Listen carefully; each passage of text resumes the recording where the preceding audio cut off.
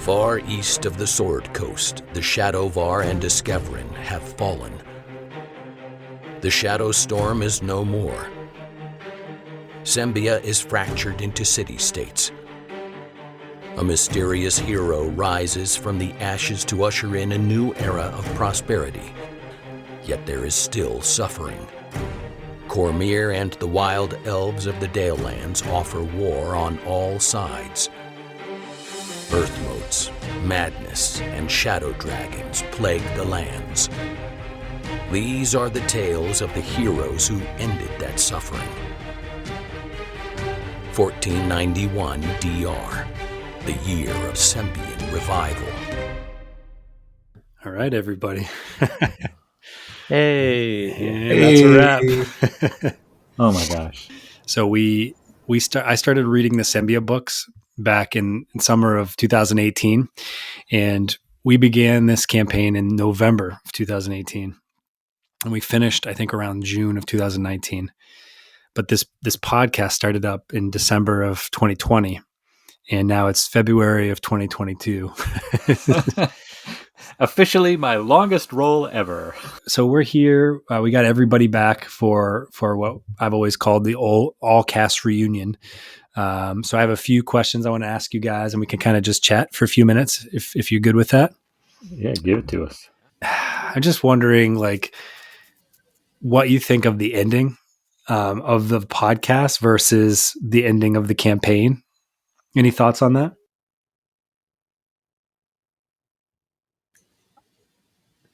I think everybody's going in a much more hopeful direction than they may have been going at the end of the campaign. What makes you say that? I just know that in the world of our games, Matoa did not end up in a good place in the end. He kind of he was the shade, right, at the end of the campaign. Yeah, because I died, and we needed to find a way, and this was the way back. And I love how it was woven into Sonia's story, though, in the podcast. I think that was a lovely tale.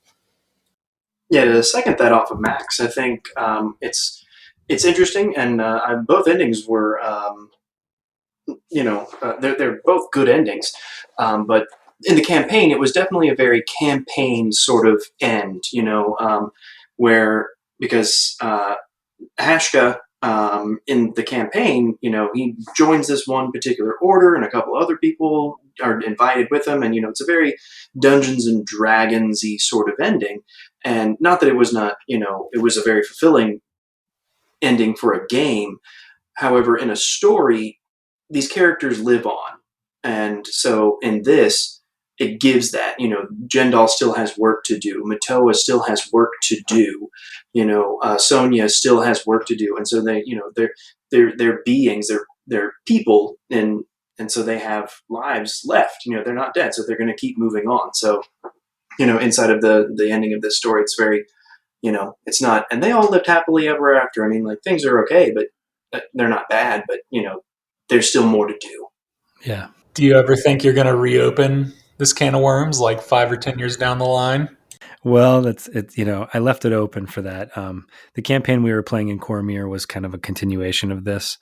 I had always seen, I think I told you all that I had planned to start in Sembia because very little was written about Sembia. It was an easy place for me to start. And there was a lot of novels that I could draw on for inspiration, and sort of not just inspiration, but like there were a lot of things like, having the source in here was like an homage to the novels.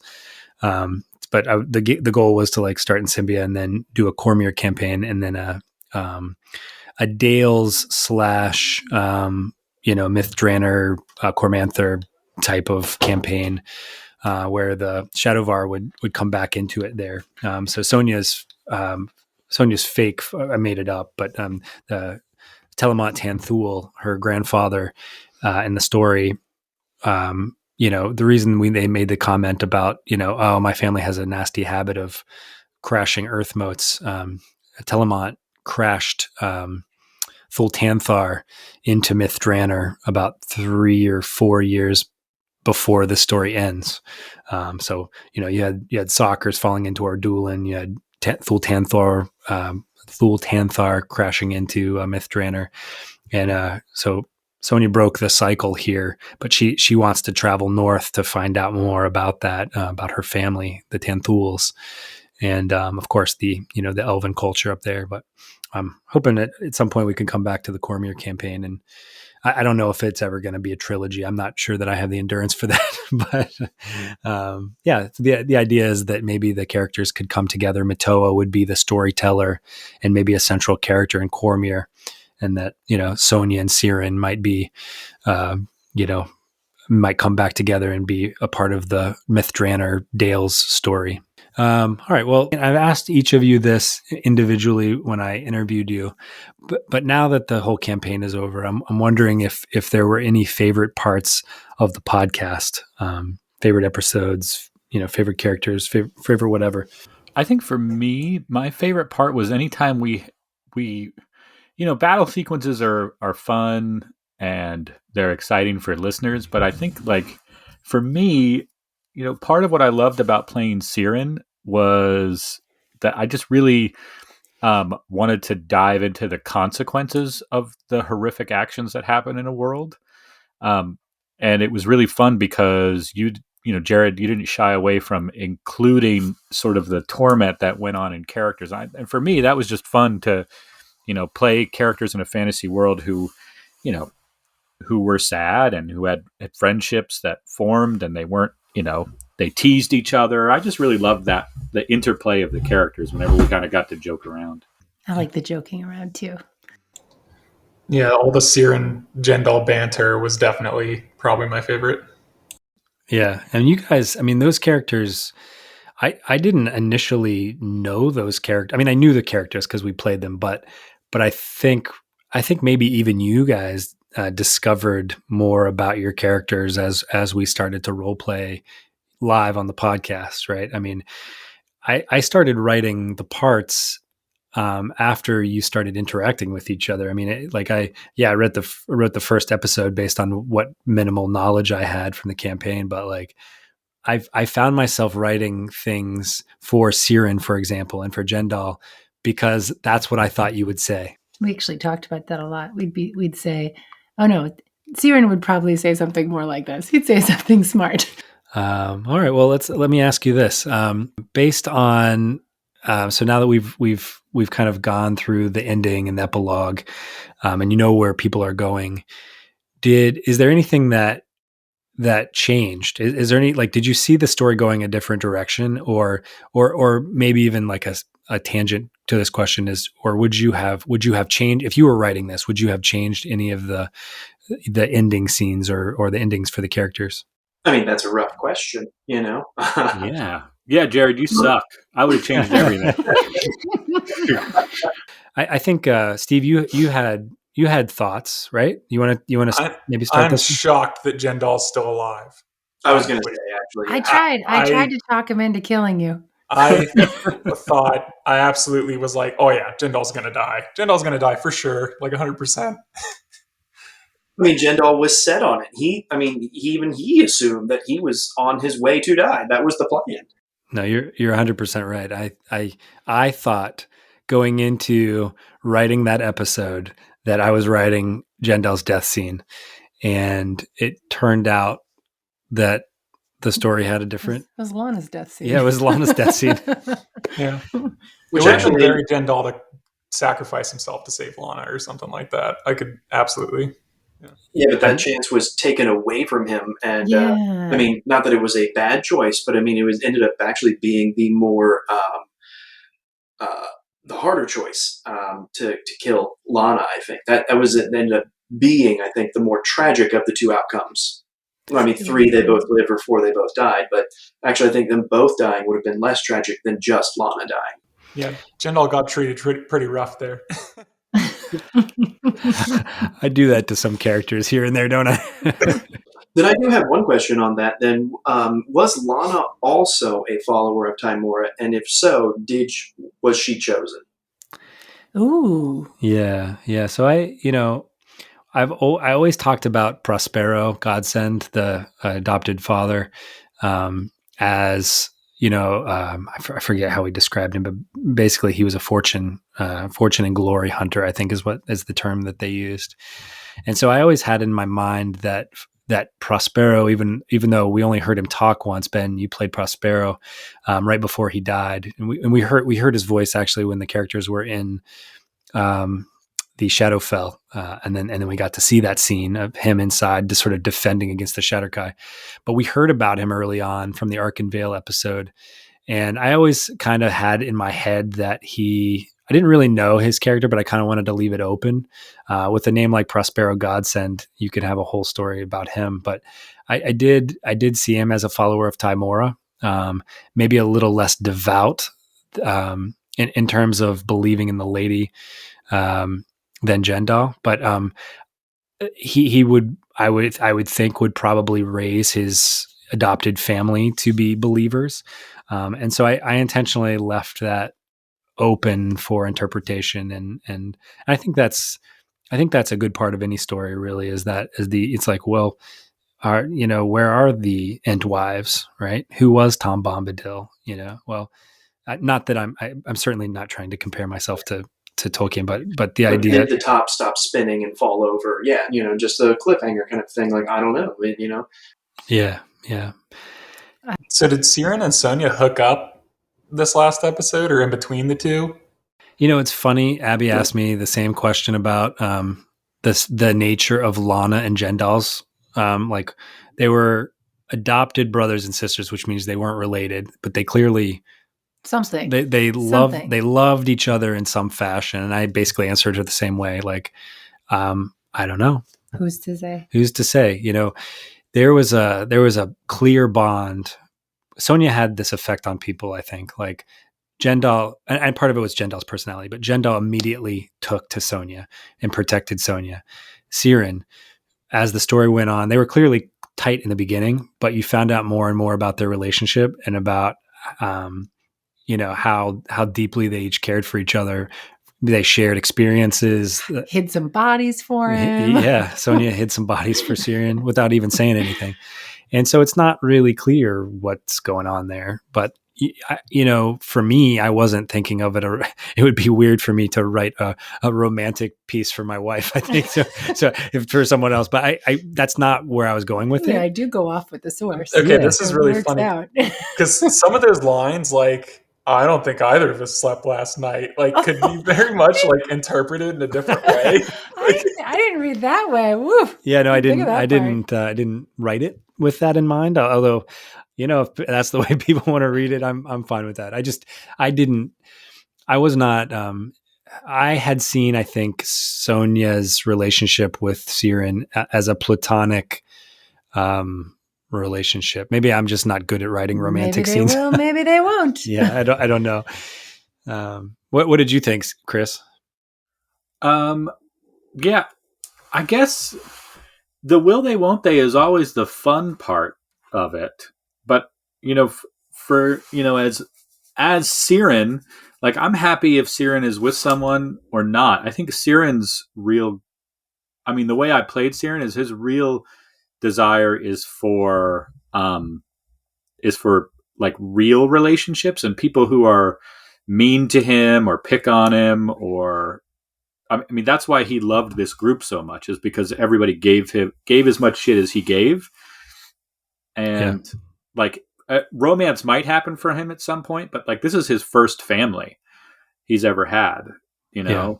So I don't know. It might be strange to date your sister. Might be. Well, yes. Let me rephrase. It's definitely strange to date your sister, but your metaphoric sister, it would be very, it would also be strange. We did just have a whole conversation about Lana and Jendal as well, basically raised as brother and sister. So, it's not that weird. Yeah, they're technically not related, but it would still be weird. It would still be weird, yeah. It would be really weird is because of the source, it would be kind of like a threesome. You had to do it, Jendal. You had to do it. Oh, man. Yeah. So did you all think that the source was still inside there? I hadn't really talked about it. Did you think the source was still hanging out with Sonia? I didn't know if you were actually going to kill off the source or not. I felt like it was kind of unclear the episode before this. Like, I thought the implication was the source was toast, And then it turns out he's not. But Yeah. And didn't Sonia say something like, source, come back into me or something? And the source just, maybe it was an ambiguous reply. I'd have to go back and look at it again. I think she basically said, I wanted to, she had felt the source inside of her, like mentally, but hadn't really touched the source and felt the pain. Which again is probably an entendre or some, I don't know. Apparently I write a lot of those innuendos, but, she inadvertent innuendos. Yeah, but she touched the source and there was like a scream and, She touched the source and it was inside of her. Yes, exactly. No.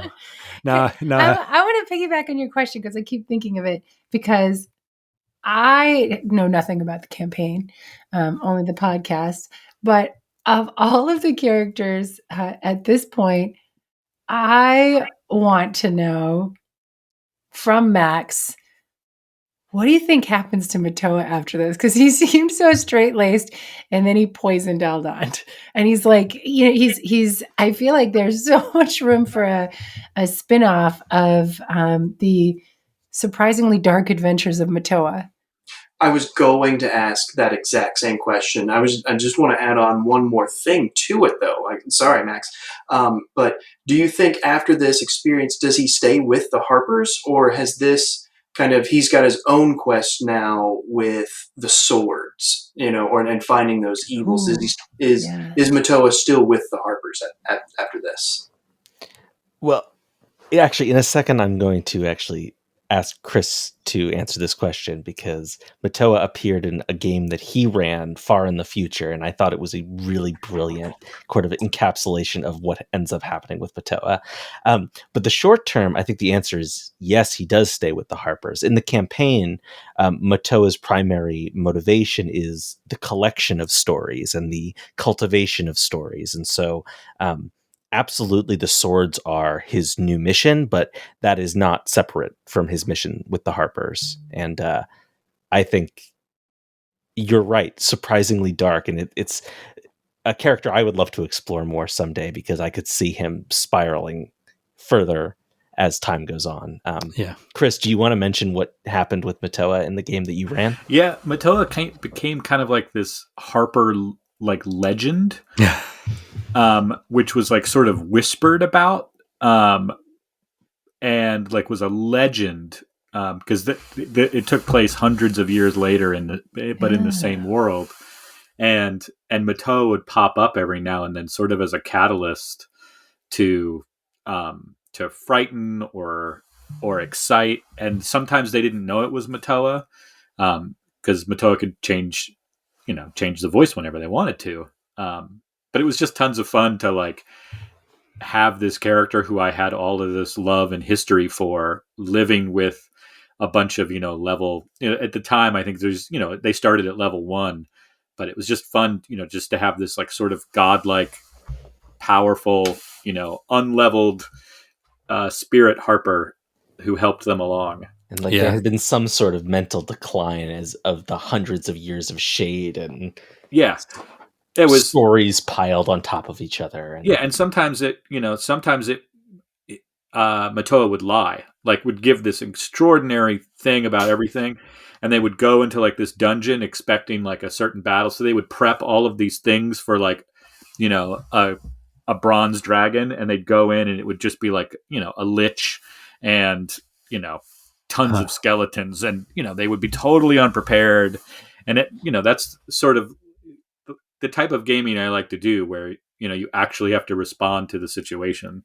That's what Ed Greenwood would call an unreliable narrator. Yeah, and you get that taste of power, right? He's willing to poison the king at the end. Yeah. What happens if you let yourself keep nudging people's stories? All of a sudden, you're making it more exciting by underpreparing the less experienced. It does, make the Cormier campaign that we just started a little there's this Harper coming into Cormier with Oromordic, right? So it makes the adventure that we went on with the Swords of State a little more, I don't know, adds a little something to it.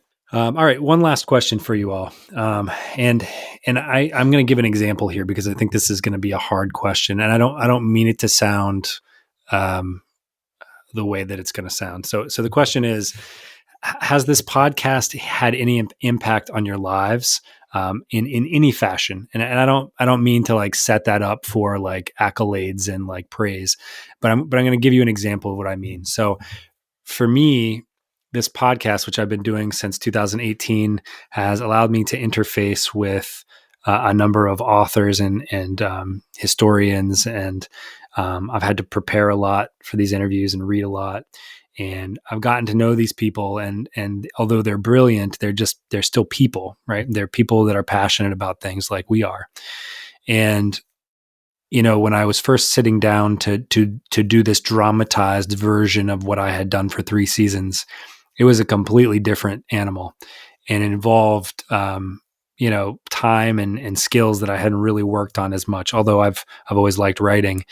I remember sitting, calling Chris and being like, "Hey, I don't know how to tell this story, and this is what I'm thinking." And so we kind of talked through it a little bit, but in writing essentially what is going to be between 5 and 6 hours of published content, which is, a small novel on Audible, right?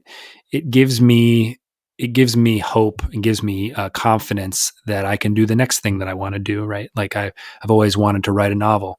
So I think, maybe that's what's next for me. So in that sense, and I'm sure your thoughts are going to be very different, but think campaigns or acting or whatever. Has this experience through the campaign, through the podcast, impacted your lives at all? Oh, I would say definitely. It's the first time I've gotten to play a character in a creative format that I actually created, and so that has been a really cool journey for me. And also, it's been a while since I got to do anything creative like this with a group of friends, and so that has been really, really special as well. Jumping off on the group of friends, I joined about, I think exactly halfway through the original campaign to play the character who turned into Hashka. It's given me essentially the closest group of friends that I currently have.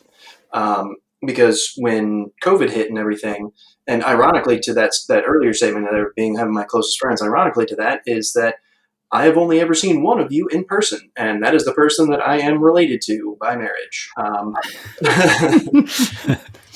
Actually, Jared, I've seen your brother twice as many times as I've never seen you, and I've met your brother twice. Yeah.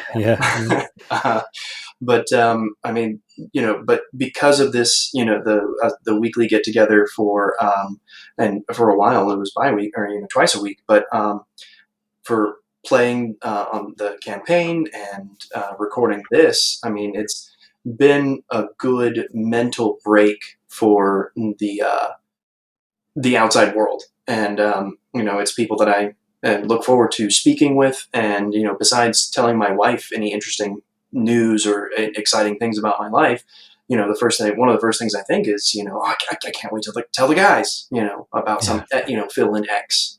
So, yeah. Good answer.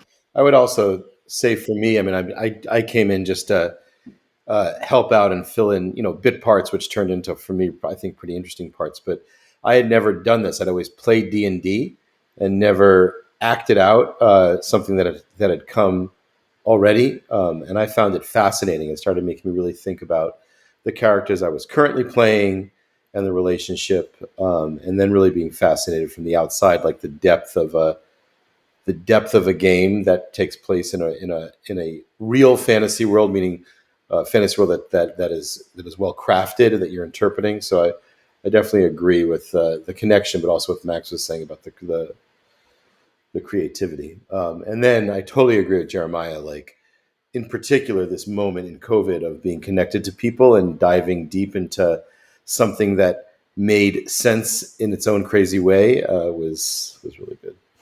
I agree. I have a viewpoint as the wife. So I will say I was not involved in the campaign, obviously, but I heard about it a lot, as you would expect. But it's different. It's different seeing it unfold in this way. And obviously, Jared tells me about the different campaigns, but it was really fun, reading his scripts and talking through, well, maybe this person would do this, but they wouldn't do this. And I know some, but not all of you in person. And it was, it's kind of nice to be a part of something that you guys have been doing for so long. I feel pretty lucky that my wife would actually join us on this, that I could share this with me. Yeah. Yeah. I don't know. Steve, did you have anything you wanted to add? Yeah, I was going to just echo people's sentiment about, hanging out with people that you love to hang out with. I mean, this has been great and just fun. Actually, Jared, I remember I texted you or talked to you and I was like, man, this is more fun than D&D. Like I enjoy D&D. But I think the aspects of D&D I enjoy the most, like the storytelling and the character choices and consequences side of things, got kind of amped up a little bit in this medium. And the things that kind of bog those down a little bit, I feel like aren't around as much. So I really enjoyed this quite a bit. So. Well, I can't thank you guys enough. You've given me probably almost 3 years of shared experience, and I really appreciate it. Only thing left to publish here in season 4 is interview with Ed Greenwood, and then all the episodes back to back to back. So it's going to be weird to not be recording next week. Yeah, I agree. Well, I just want you to know I'm not very good at voice acting, but if somebody wants to do a podcast, I'm in. All right, y'all. We'll let you go for the night. Thank you so much. Thank you, Jared. Love you guys. Bye. Bye. Had the time of my life. All right, see you guys. Though this marks the end of the episode, the tale continues within a 10-day. Join us at longwinded.one and consider giving us a review on Apple Music, Spotify, or really whichever platform you choose.